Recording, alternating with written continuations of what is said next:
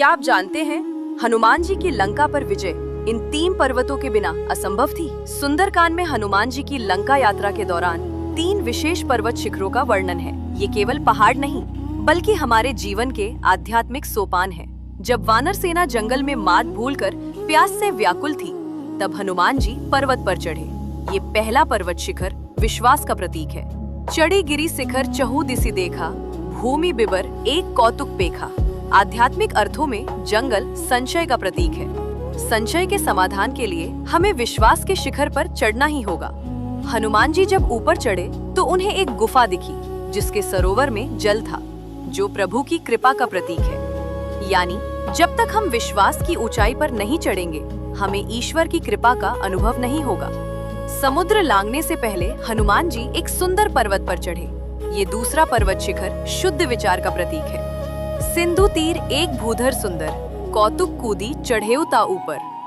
समुद्र जो कि देहाभिमान का प्रतीक है। ऐसे समुद्र को पार करने के लिए विचारों की ऊंचाई आवश्यक है।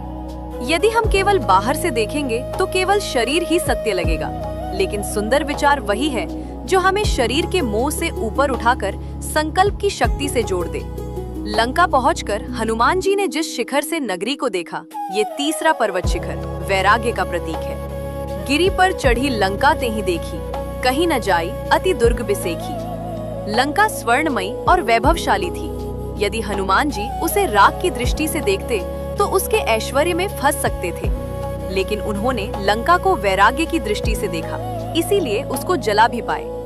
मोह और माया की इस नगरी को केवल वैराग्य की ऊंचाई से ही उसके सही रूप में देखा जा सकता है। गोस्वामी तुलसीदास जी सिखाते हैं कि सफलता के लिए पहले संशय मिटाकर विश्वास जगाएं, देह अभिमान छोड़कर शुद्ध विचार करें और अंत में वैराग्य धारण कर अपने लक्ष्य को प्राप्त करें। हनुमान जी की यह यात्रा मात्र भौगोलिक नहीं बल्कि भीतर की बाधाओं को पार करने का मार्ग है। पुनरुत्थान के साथ अपनी बाधाओं को पार करें। ऐसे ही और वीडियो देखने के लिए हमें अभी सब्सक्राइब करें। जय श्री राम।